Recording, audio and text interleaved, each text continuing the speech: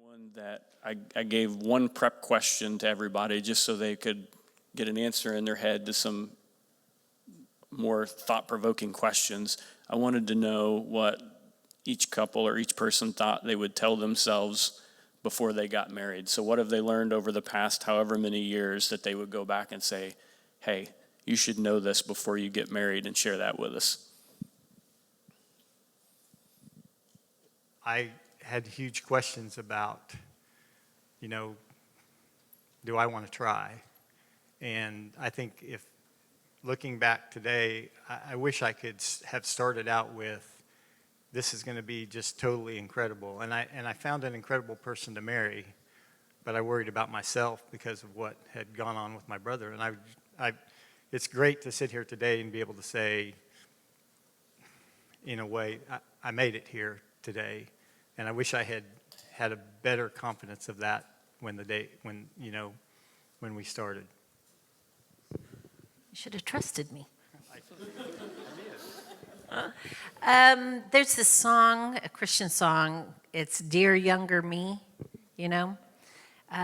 and so if I were talking to the younger me, what would I say?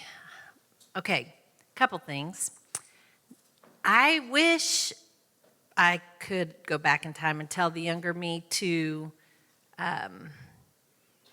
get out of debt quicker, focus, meet Dave Ramsey quicker, and get out of debt, because I think almost all of our conflicts when we were younger were, stress about money and so get out of debt. And then one other thing, I would go back and teach myself to tithe, because that has been a blessing, and we didn't always, we were stressed, money was tight.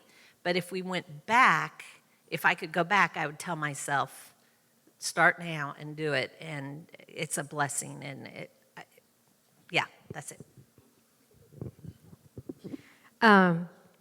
What Kelly has some very good points. Now, that wasn't my problem. I was born with an innate sense about money, and we didn't have those issues because I knew how to save and all that. But my problem is my ton, as everybody probably knows, and I would go back and tell myself to, and I still am bad at it, to be more respectful, to not be critical, because that really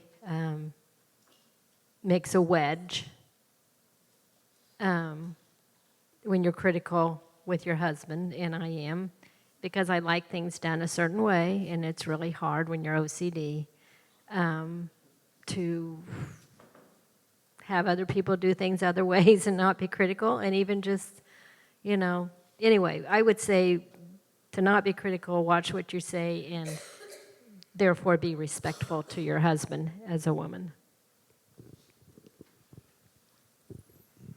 I think, and again, disclaimer here, anytime you see me up on stage, or Jara and I, we don't have it all figured out, and we don't have the perfect marriage, we don't have the perfect life, but I think one thing for me, especially over the last years, has been, as a husband, you have to be intentional.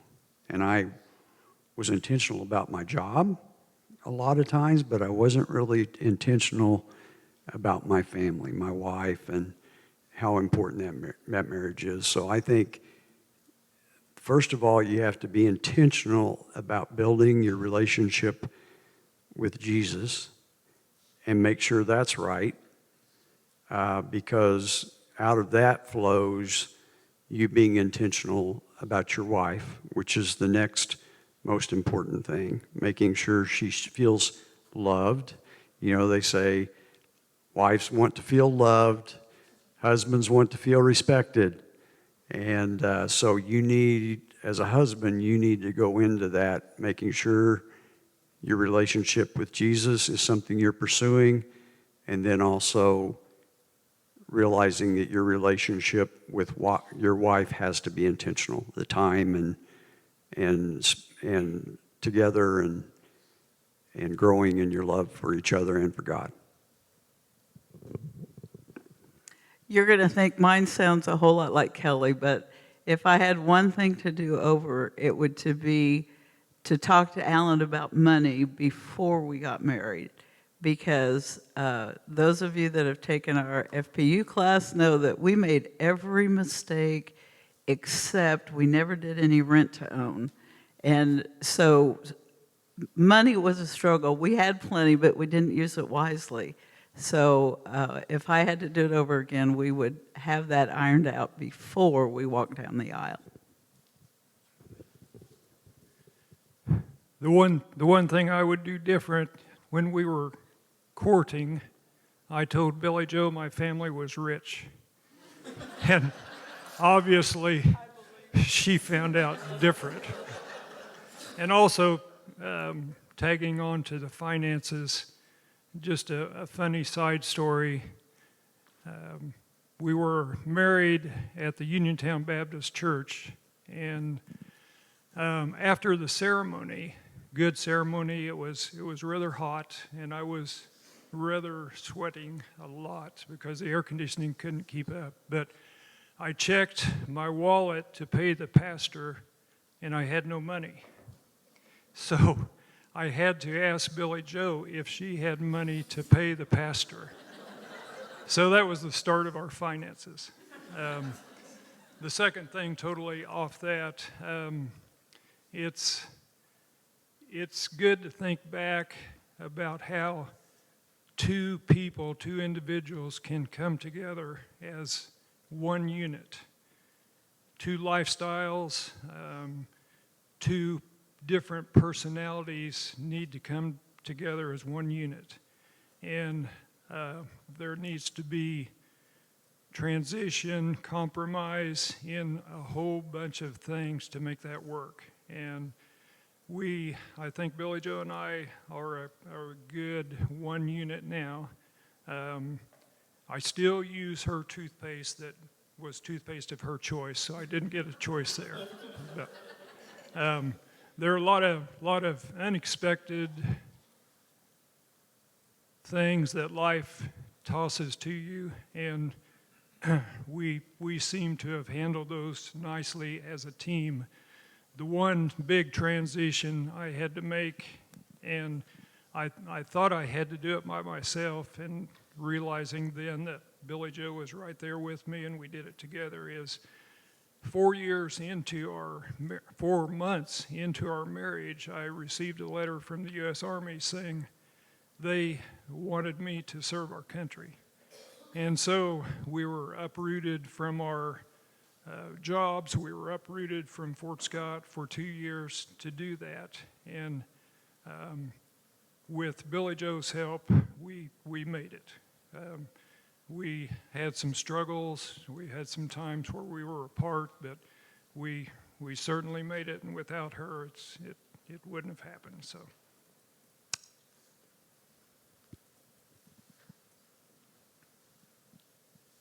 All right. Joel, are these your questions or people texting in?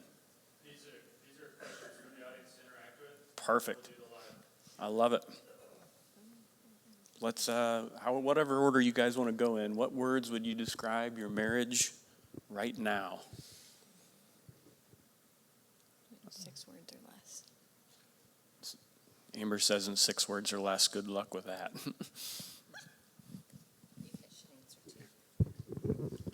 Stressful, chaos, insanity, loving, happy. Yeah. I think you would have to describe Jara and I's marriage right now is we're extremely sad. We've lost Emily, and so people say, well, how you doing? It's just we're going through a crisis, and it's hard. It is really hard. And each one of us, Jara struggles really, really hard, and I struggle differently. So sad, but we know we fix our eyes on the hope that we have, which Emily's in heaven, and we'll see her again someday, and also our daughters that are here on earth and their husbands and grandkids bring us great joy and great strength. But we're just going through what I call a valley right now, and it's going to be here for a while. And we just go one step in front of the other and live with hope. You hand it to me.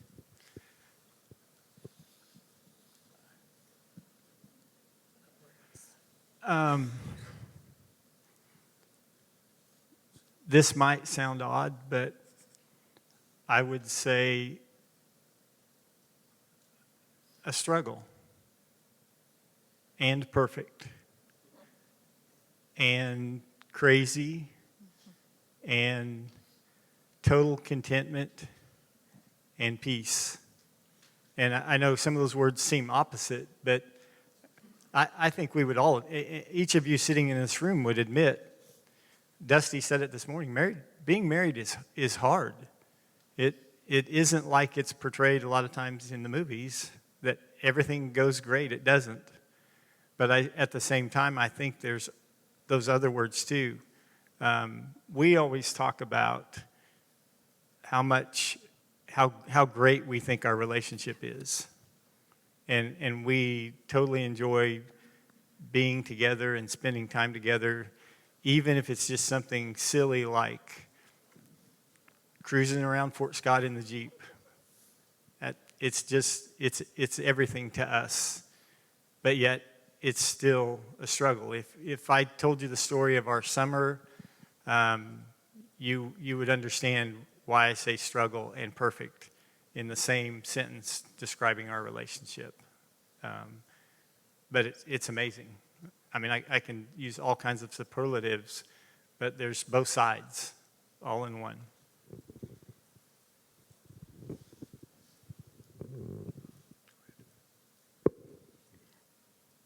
If I was describing our marriage right now, I would say very relaxed and comfortable, because we kind of are at the point that we finish each other's thoughts and sentences, and I have learned that he is just like his mother, and I'm never going to change him. He likes piles of paper. I hate them, but I tolerate them. And, 30 years ago, I probably wouldn't have, but now it's just, okay, I know there's going to be this pile on the edge of the table, and it's going to be there all the time. And so I don't care anymore. But the other thing, when you've been married 55 years and you're both retired, you pretty much get to do whatever you want. And if my granddaughter calls and says, "Can you watch the kids?" Hey, if I have to say no, I have to say no. But I don't usually do that. But, we're free to do what we want to do, and it's made life very relaxed. You can see it took me a long time to wear her down, but I finally did. I told her my lifestyle was great. I would describe us as best friends. If you see one of us, more than likely you'll see both of us. We, as best friends, we obviously, as Billie Joe said, correct each other. We watch each other's actions and make sure we're both on the right path. We love our family. We love our kids. We love our grandkids. Great-grandkids are coming up, and that's a joy to watch. So it is, it's fun. It's relaxing at this stage of life. Earlier in our careers, we had hectic lives because we were both busy in education, but different aspects of education, and it just worked out where we had wonderful careers and wonderful opportunities, and now a wonderful retirement. It's figuring out how to make life work. I will tell you, I echo with a little bit of Jara as an OCD person. I only got told how to do laundry once, and I said, I'll never do it again if you continue this. I've done. We share a lot of duties, but there are several things that early, and I still kind of tend, and he looks at me and goes, if you want me to help, don't touch the dishes. Don't touch the laundry. Don't refold the shirts. So our newest battle is where he needs to park the car and how he puts the dishes in the dishwasher. The little stuff matters when you want to do it right. I hear you.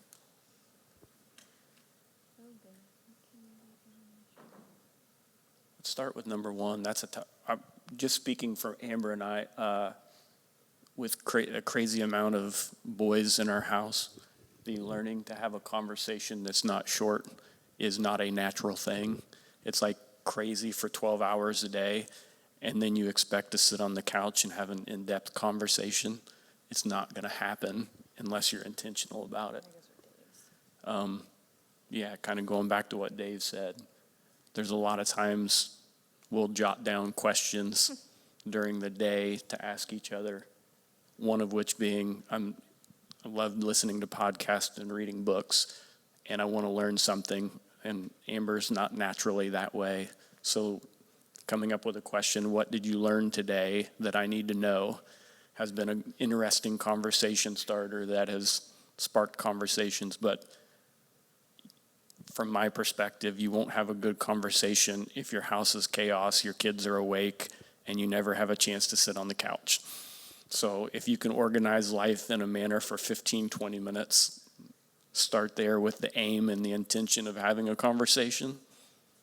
Maybe after a week or two, you'll be able to have one. But that's not easy. I'd say start walking. Jara and I, what? Well, yeah, I guess that is. Maybe take them down to the park and let them play on things. And it seems like if we're outdoors, that seems to help Jara and I. It's hard to be on a phone when you're walking. Yeah. That's a big one. Get the phones out of the Yeah, hands. don't do that. I want to go back to the marriage thing real quickly, just to tell you something that came to my mind, is I feel like our marriage is very committed at a point in our life where I can definitely see by events that it could draw you apart. So I think commitment to each other and getting through this valley is very important to us. So I just wanted to throw that out because commitments, a lot of young people now don't realize that a commitment's a commitment and you do everything you can to get through it. But I think as far as shortness of conversations is get away from your norm, get away from where the TV is and normal daily life is, get outside, go for a walk.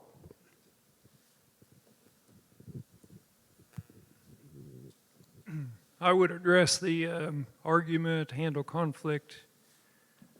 I'd have to tell on myself. I think over the years I've matured in this, but early on, and Billie Joe would admit that if we had a difference of opinion and argument, I would clam up. I would be silent. I would be silent for a while, and I'm not proud of it. But I would, and I would work through it myself because it was just me that just withdrew. And I haven't done that for a long time. I've worked on that over the years, and it's I don't think I've done it for quite a while. So it wasn't easy on Billie Joe, and it wasn't easy on the family. But hopefully I've changed a little bit. He has.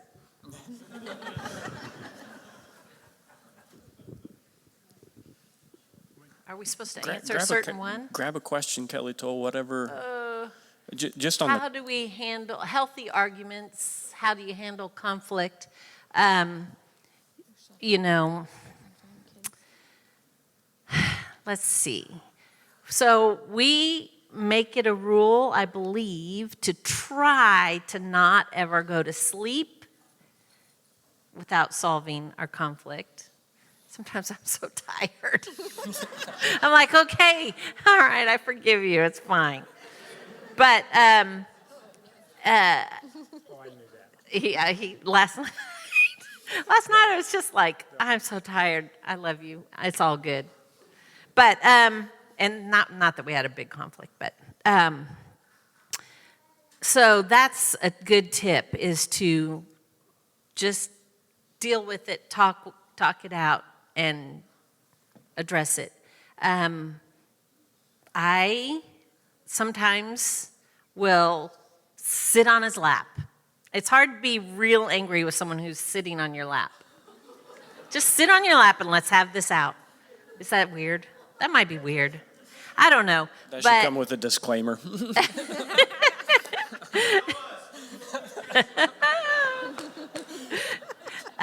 So there's just some pointers. It helps. I don't know. There is 3 C's, and for me to remember it, it has to be memorable: conversation, curiosity, and compromise. If nothing in this world gets better, and I think I did this for a lot of years, like, I think she'll just figure out that I'm not happy with whatever she's doing. There is 0 chance for that to happen. Like, you have to have a conversation, and a small conversation now saves you a big conversation later. And then curiosity. Amber and I talk about some crazy stuff, and you could be offended, you could feel insecure, you could feel a whole bunch of things. But if you go in with a curious mindset, it keeps the conversation going long enough to find a place in the middle where you compromise. But nothing gets better without a conversation. So going back to the first question, if I could tell myself 17 years ago, it's like, if there's a problem, just ask politely about it and be curious, and you'll find a place where you can land an awful lot of times. So I'll jump in on how do you feel about fighting in front of your kids? Again, I think conflict is okay. And one of the things that we tried to do with our kids was just to be who we are in front of them. And if we had a conflict, and I don't think it turned into us screaming and yelling at each other, but we would disagree, and we would talk through that disagreement, and sometimes we did it in front of our children, hopefully to give them a good example of how to handle it.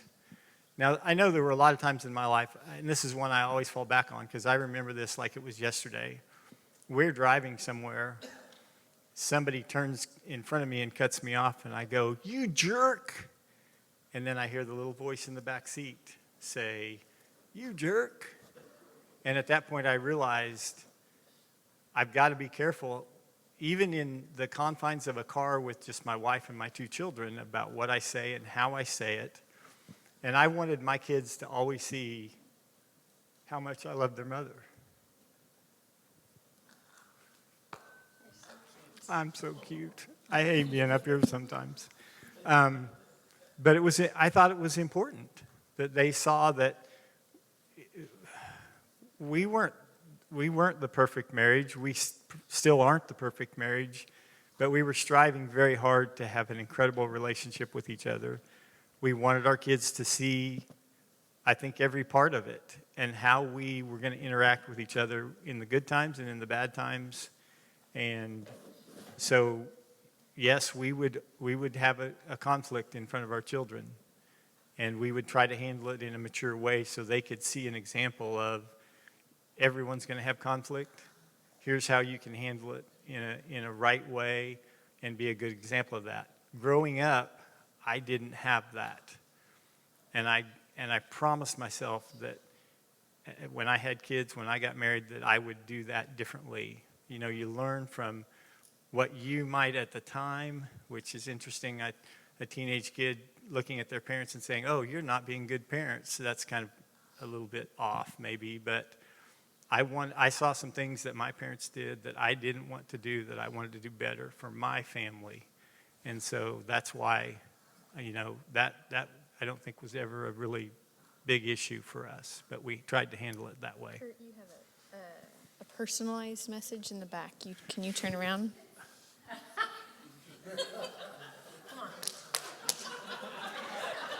Jump right on here. We're going to go home and have an argument about her saying that she's sitting on laps. So, yeah, that's how we'll handle that.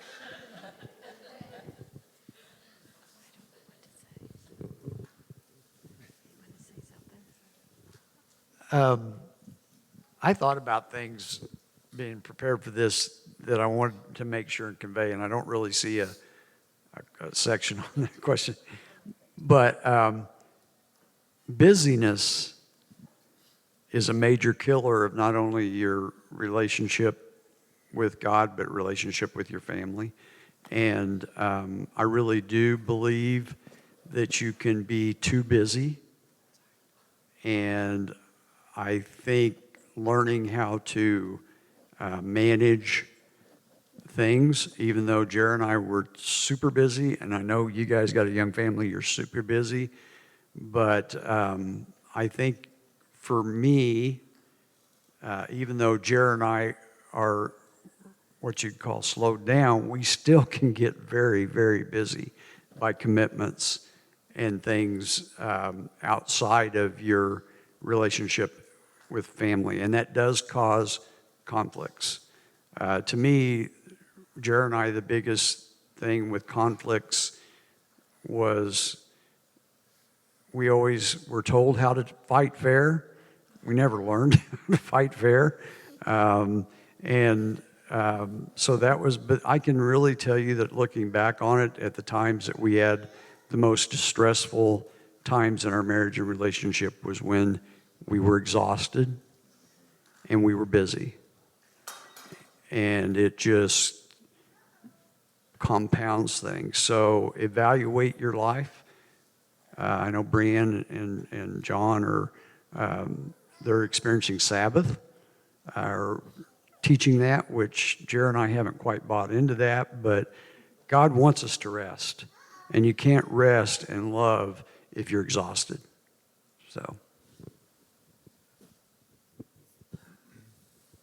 I'll hit on a couple of things. How long is your married? How has your marriage lasted that long? But first I want to talk about my journey with the Lord. I was baptized when I was probably 10 years old at the Grace Baptist Church here in Fort Scott.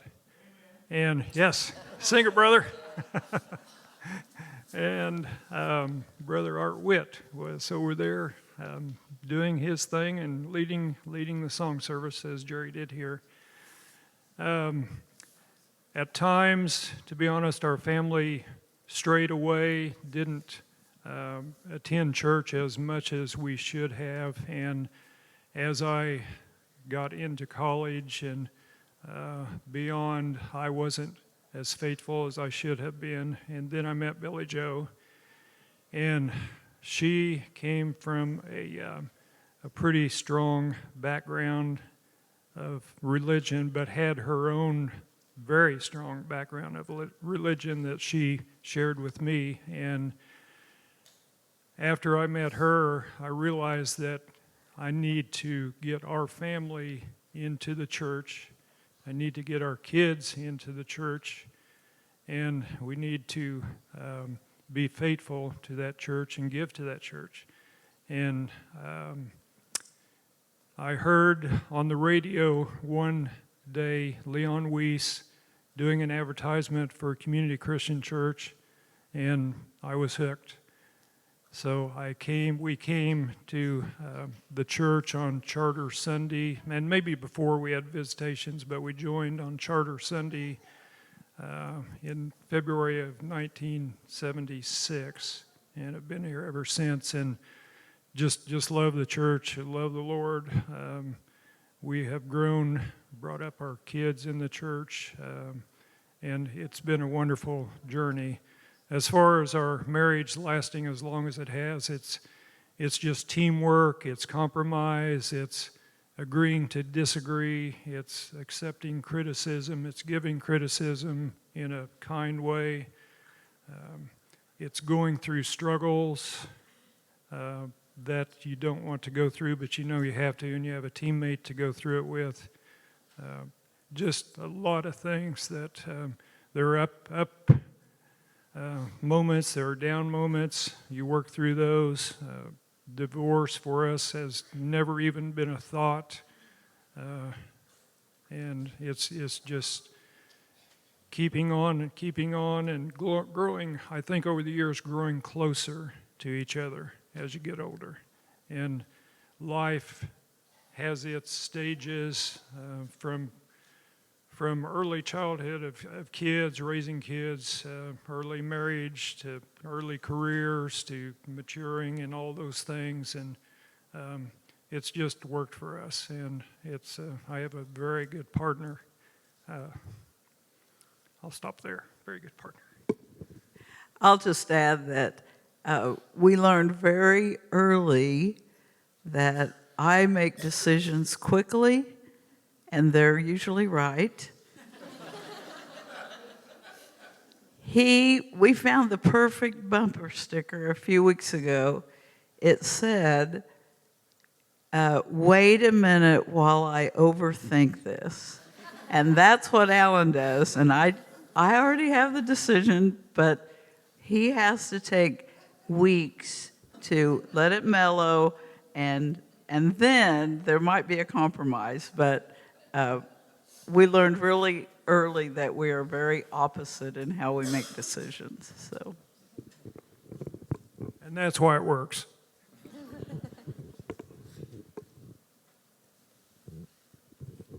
I'm kind of like Dave. I'm not sure. I see a question about this, but I was thinking about something I wanted to say. And there's a few young families out here, and so I'm mainly talking to you young pups that have kids. Our life, what I'm getting ready to say, comes from a background of working with kids. And if you haven't heard Dusty speak yet today, I just want you guys to know that, I feel like that's the greatest responsibility, is to train your children up in the way they should go.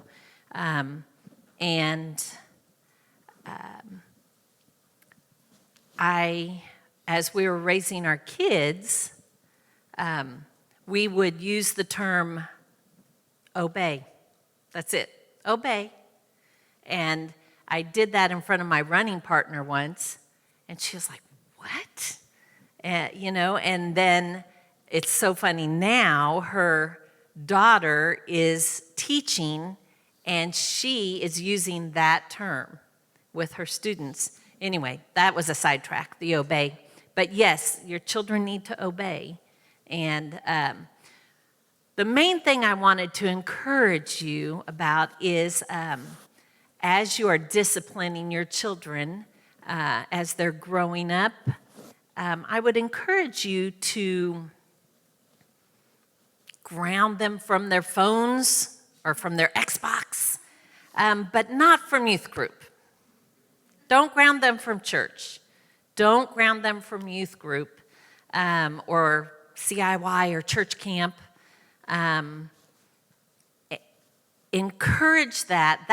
That's where we're going. That's what we want to do.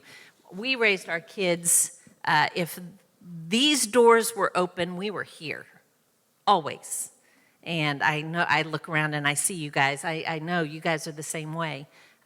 But that would be my encouragement, is to never ground your kids from church. How did your marriage last as long as it has? That's what I want. Me too, because she married a knucklehead and I got the cream of the crop. I agree. But I want to use the word legacy. I think that's a huge word when we're talking about family and parenting. My parents stuck it out. And sometimes it was really hard, and sometimes it was hard for me to figure out what was going on in our family. But they never gave up. They stuck it out. And that was an example to me. I have an amazing sister, and I have amazing brothers. But my sister is amazing because she and her husband were an example for us to see. And you never said Anita without saying Chuck. You never said Chuck without saying Anita. They were together. I remember speaking at my brother-in-law's funeral, and I couldn't talk about what Chuck had done in his life without saying Anita. And my sister is a saint. I truly believe that. And so I had these examples of a legacy. I can honestly tell you this, before we got married, we set a goal. Lord willing, we wanted to hit 50. We wanted to be married 50 years of marriage. That's a goal. And I can't control whether we can make that or not, but I have some things in my life that I can control, that we stay together as long as we're alive. And that was our intention from the beginning. And we wanted that so badly for our children. So we want to pass that on to our children, that divorce, separation, living apart for a while, those things are not options. Never have been in our family. I hope they're never a part of our children's or our children's children's families. And so there's that idea of legacy. And it was the same with Kelly's family. Her parents together, they wanted to be together forever, and it was so fun to watch them. So we have these examples. And I'm going to tell you, Kelly said the line about if these church doors were open, we were here. That's what I grew up with as I was a kid. We were in church every day. Even if it was just a cleaning day, we were there. That's a legacy that my parents gave me. Now, I'm going to say one word, and it's the base of all of this. It's Jesus. It's Jesus. You have to settle on that first. You settle on that, the family, child rearing, all of that is underneath that umbrella of the grace of Jesus Christ. And that is the single key to, I think, to a successful, long relationship with your spouse and with your children. Can I swipe one real quick? I think people need to see failure more often because marriage isn't perfect. Amber and I would, for probably, the last year, our kids, if we say go take a shower and a bath, it gets done without us having to do anything. And that's like we bathed kids for 10 years. And so we had extra time together, and we found ourselves on the couch either watching TV or playing on our phones, the John Deloney for Alan Drake. We were 10 feet apart and 1,000 miles away. And we acknowledged the problem and started doing things to make it better. But I understand where people separate. Like that happens for a week, a month, a year, 5 years, and all of a sudden you start finding joy and peace and happiness in other people. And it's a slippery slope. You got to catch them early. But I think it's Esther Perel that says you fall in love 3 or 4 times in your lifetime. And if you're lucky, it's with the same person. So in those times of, gosh, it's just not working, re-aim again and try to get that next round with the same person. Because by the time you're in as deep as we are with, gosh, we've known each other for at least 20-some years with dating and marriage, it's like you lose out on all the shared experience. You lose out on all the we know everybody, we hang out together, we do everything together. So make your failures small and catch them early. And I think that's the part about having a conversation. I saw a question about feeling unappreciated. But Amber and I have both had that problem with each other. When little things happen, hey babe, I've done the dishes all week and you haven't said thank you. Would you please just acknowledge that I did the dishes because I'm trying to help? The little things in life, like unexpressed gratitude, is the same as being ungrateful. So take the time to talk, take the time to catch problems early, and if you ever catch yourself aiming at somebody else or something outside of your marriage, take your time and think about it and try to fall in love again with the person next to you.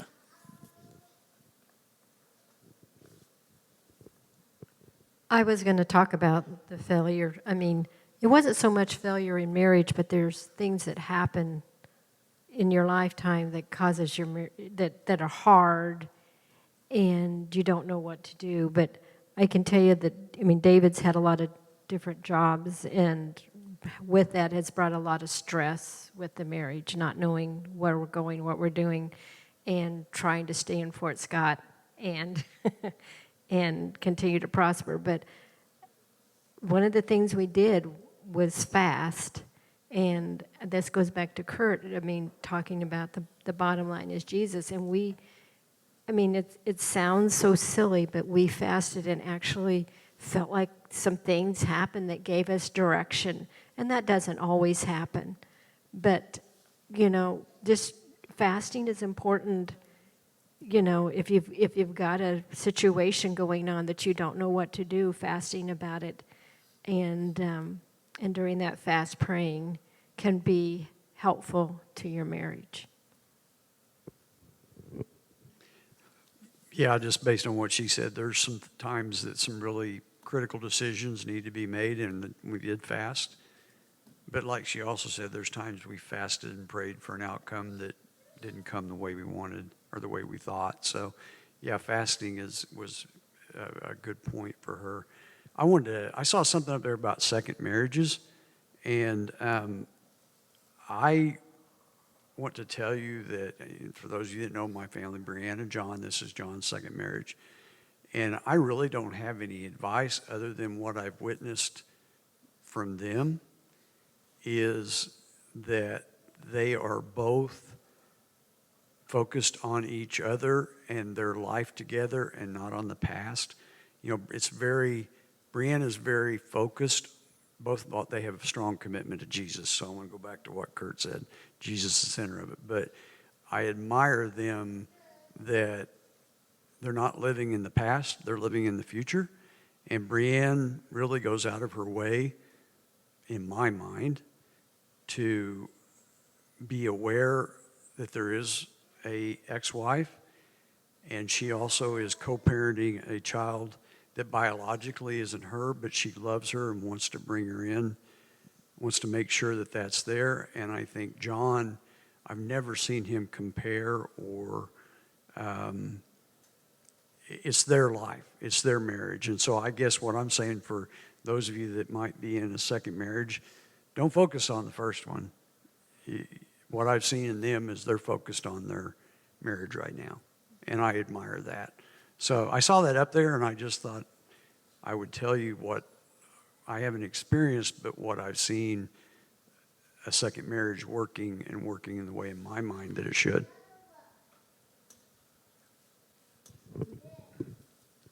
Couple of things. I see the both people with illnesses and asking about compassion.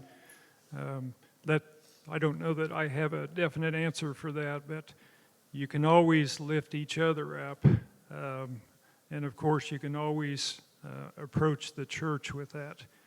We have a minister group that will come to you, that will pray with you, that will lift you up, that will guide you through this, help you through this. We have if you want to make it more public, we have a congregation that will lift you up in prayer and help you through these struggles.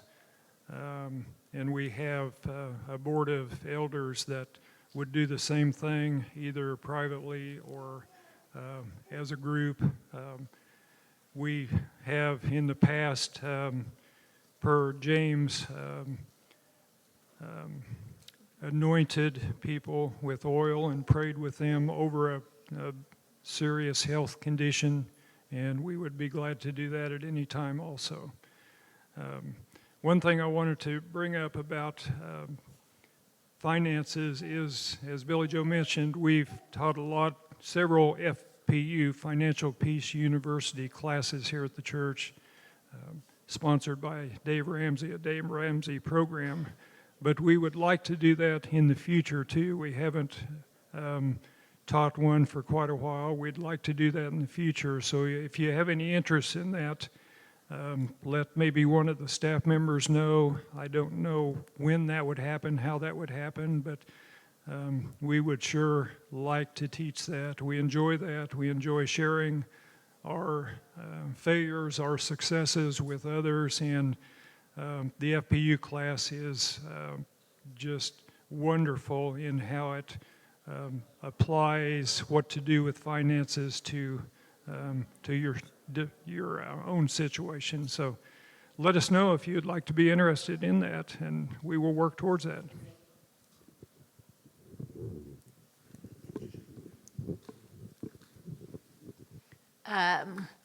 The question, is intimacy still important to you? Yes.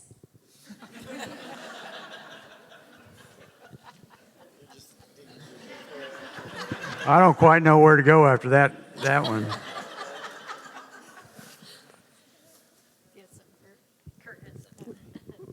We might fight in front of you, sorry.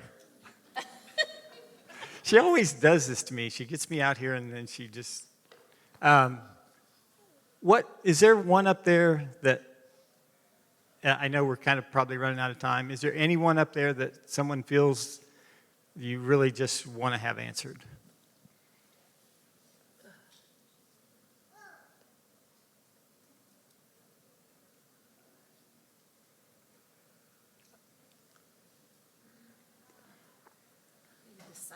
Discipline, how you're going to discipline. We could talk about that next week with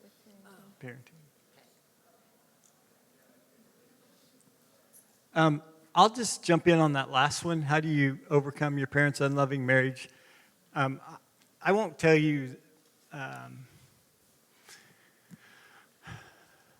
just to make it short, my parents didn't really express love to each other in front of us children. And that was hard. And that's one of those things that I learned that I didn't want to have happen in my family. And that was hard. And for me growing up,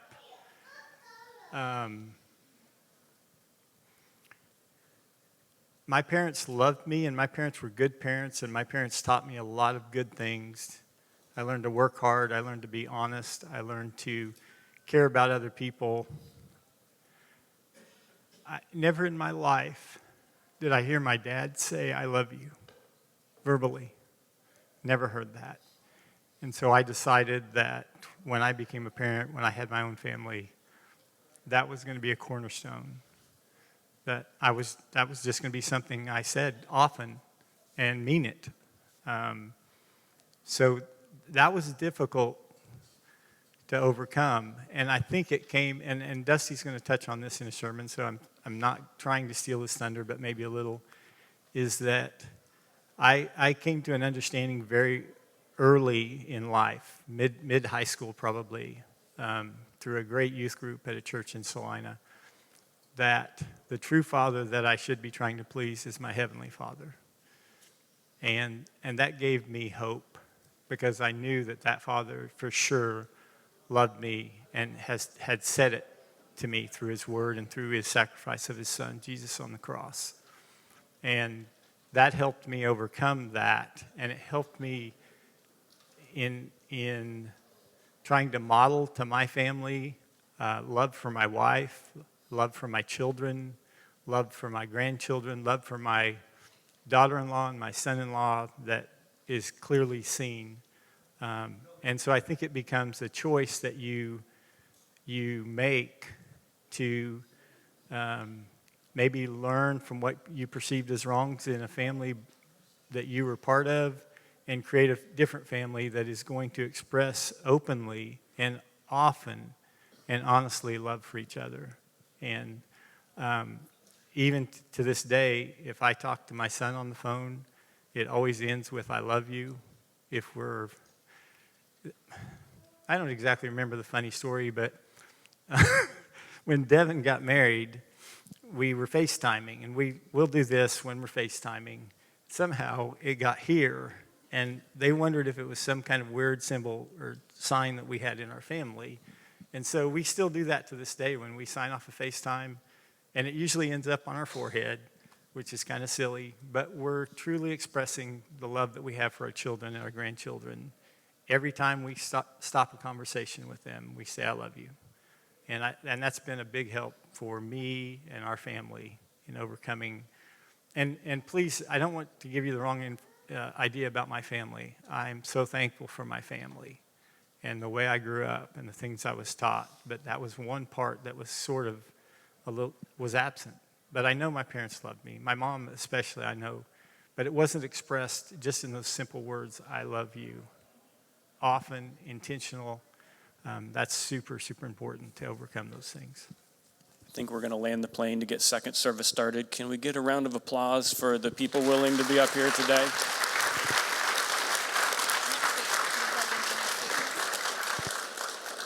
Next week, we're going to do the same game and concentrate on parenting, which I should be sitting in the crowd and not on the stage just so I can listen. But hopefully you grab something that you can apply, or just some comfort knowing that, man, nobody's perfect, and that can give you a deep breath in some tough times. So let's pray, and we'll get second service started. Lord, thank you for today. Thank you for the opportunity to just have an open conversation about a tough topic that can be so rewarding if you get it done right. Allow us to remember that hard things bring the best reward. So help us to stick things out, aim at the right thing, and help us to be a church, a community of good marriages, raising good kids so that the game can keep going on and on and on. Help us to go our separate ways and make it better wherever we go. In Jesus' name I pray, amen.